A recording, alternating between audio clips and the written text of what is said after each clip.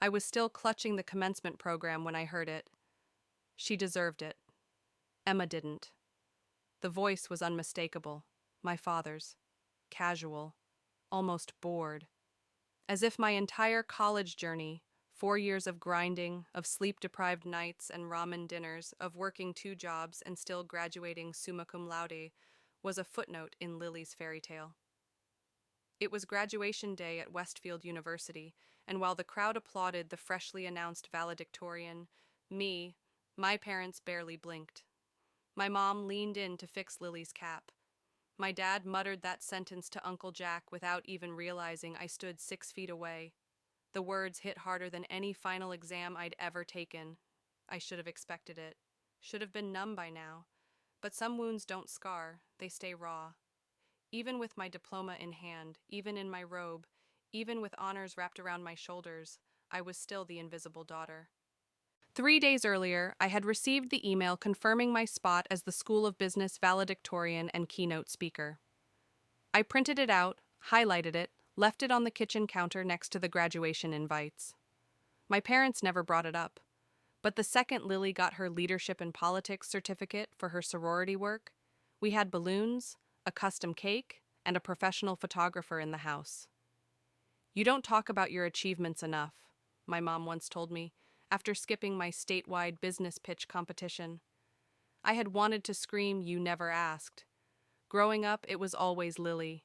Lily with the piano recitals and matching dresses. Lily with the college fund and the pep talks. I got a used laptop and a student loan application.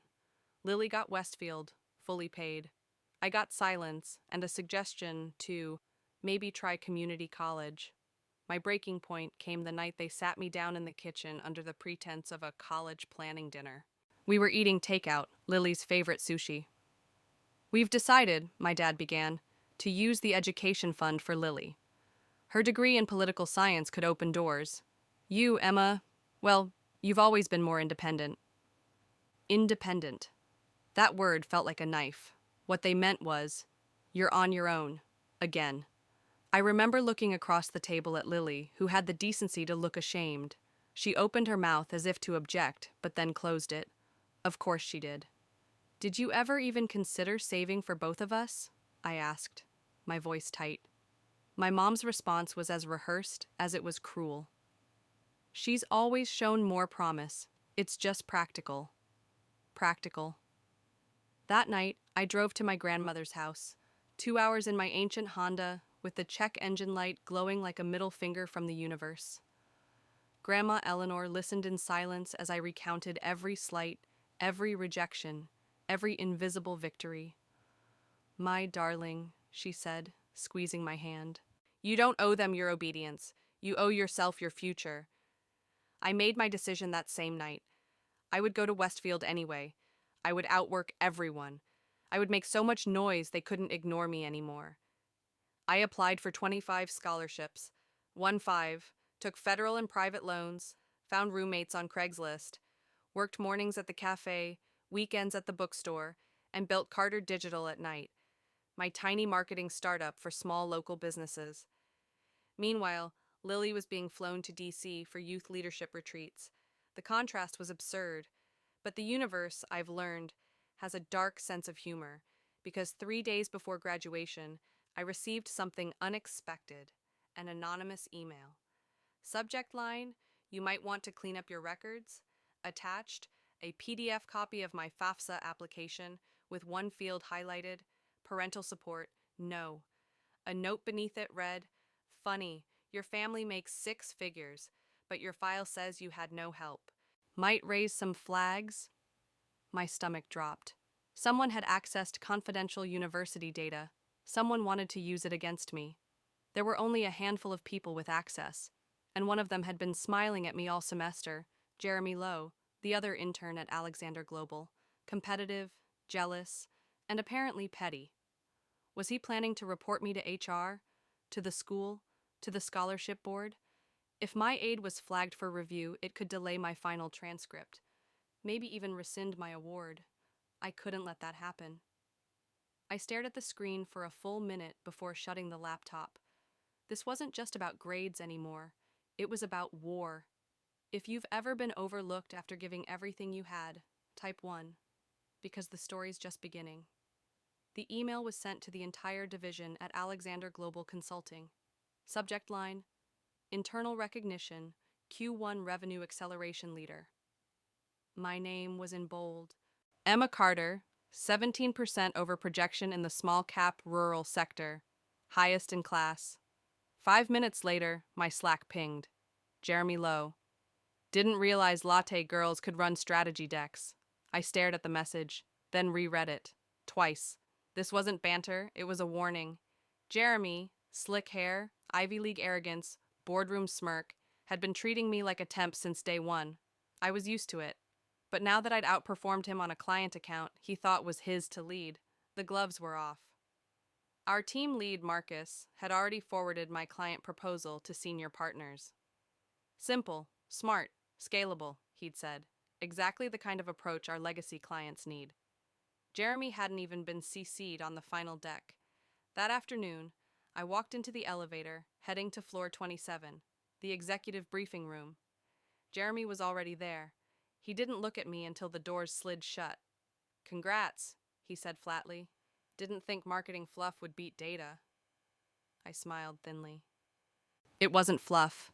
It was precision segmentation based on rural consumer behavior you didn't bother researching. He scoffed.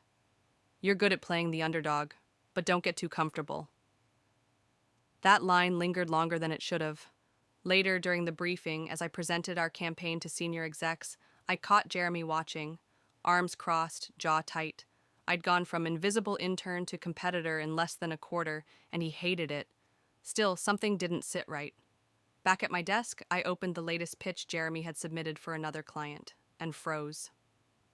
Slide 7, his market persona matrix, was nearly identical to the one I had submitted privately to Marcus 2 weeks earlier. Same segments, same metrics, even the color scheme. I double-checked timestamps. Mine had been finalized and uploaded before his. Jeremy had access to the shared folders. He'd copied my work, but he'd watered it down just enough to seem inspired, not plagiarized. A classic strategy. Sick.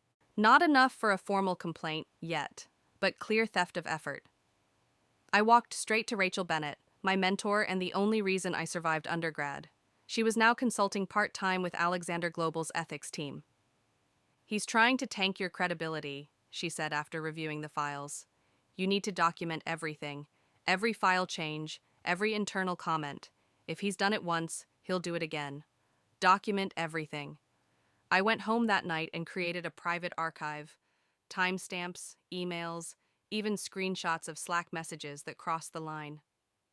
My heart raced as I built the digital dossier. This wasn't the battlefield I had prepared for. But I wasn't going to lose. Not now. Meanwhile, on the home front, things were just as twisted. Lily called, crying. I think I'm going to get fired, she whispered. I missed a deadline, and my manager wants me to redo the entire proposal by Monday. You okay? I asked, genuinely concerned despite everything. No, she sniffled. I've never failed like this before. How do you do it? How do you keep going even when no one helps you? The question stunned me. For the first time, Lily wasn't being the golden child. She was breaking, and seeing me not as competition, but as a reference point for strength. I gave her the same advice Grandma Eleanor gave me once. You do it by reminding yourself that your value isn't up for debate, even when people try to erase it. And right on cue, my phone buzzed. A meeting invite from HR, ethics review, internal IP violation allegation, Lowe versus Carter. I hadn't reported him yet. Someone else had. I checked the sender, Marcus, our team lead. Beneath the subject line was a single sentence. Emma, be in room 6C at 9 a.m. Monday. This isn't going away quietly. I leaned back in my chair. Good. I wasn't going away quietly either. If you've ever been forced to fight for what you already earned, type 2. Because sometimes the real win is surviving the sabotage. The moment the magazine hit the table, the room went silent. Business today. Emma Carter. From overlooked to unstoppable. My face. Front cover. My story. Startup founder, first-gen graduate, now associate consultant at Alexander Global. And the title they didn't expect, The Girl They Bet Against. The article laid everything bare. How I built Carter Digital from scratch. How I self-funded my education. How I won the National Innovation Competition. Even the part about not receiving a cent from my parents. My mother's voice cracked the tension. Why, didn't you tell us this was coming? I looked across the brunch table. My father was rigid, fork still in midair. My mom blinked like she couldn't decide whether to be impressed or insulted. Because I didn't need permission to become who I am, I said calmly. They hadn't read The Room, or The Last 4 Years. Grandma Eleanor smiled behind her coffee mug. Lily stared at the article like it was written in another language. It says your agency is now statewide, she whispered. 15 clients? 17, I corrected gently. And your consulting salary? She hesitated. 92,000 plus performance bonus. I paused. And a signing bonus I used to pay off my private student loans. My parents were silent, not out of pride, out of displacement. For the first time, they weren't the narrators of my story. And yet, that wasn't the moment that broke them. That came at the university gala. 2 weeks later, I returned to Westfield to speak at the Entrepreneurial Honors Ceremony. The dean introduced me not just as an alum, but as a living case study in self-determination. As I stepped onto the stage, I saw them, my parents, in the second row, flanked by relatives they hadn't spoken to in years. Uncle Jack had forwarded them the article, apparently with a note. You might want to see what you missed. I gave my speech. About owning your identity. About the danger of being underestimated. About how sometimes the family you build sees you more clearly than the family you're born into. The auditorium gave a standing ovation. Even Lily stood.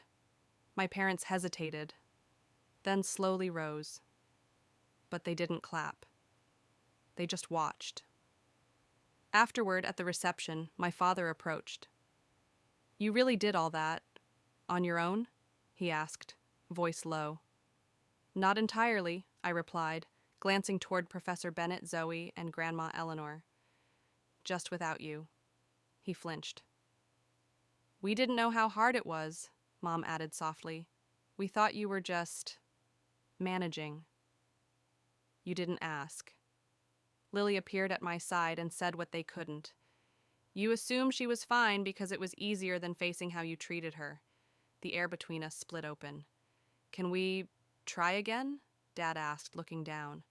That's when the photographer walked over. Emma, we're doing a feature follow-up on alumni founders. Could we grab a shot with your support team? I didn't hesitate. I turned to Zoe, to Lily, to Grandma Eleanor, and nodded. The photographer smiled. Perfect. My parents stood there, awkward and excluded. For once, it wasn't intentional. It was simply accurate. Later that night at my apartment, I received an email from Westfield's legal office. Subject line, Carter Digital, IP status update. Body. We've reviewed the claims made by Mr. Lowe regarding shared university assets. After investigation, we confirm full ownership remains with you. Additionally, his access privileges have been revoked pending further review. I sat back. He tried to take everything. But I had already turned resilience into leverage, data into defense, and silence into public validation. I closed my laptop slowly. They all clapped, but I walked alone, by choice. If you've ever realized you don't need their applause to keep moving forward, type 3. Because freedom starts when you stop begging to be seen.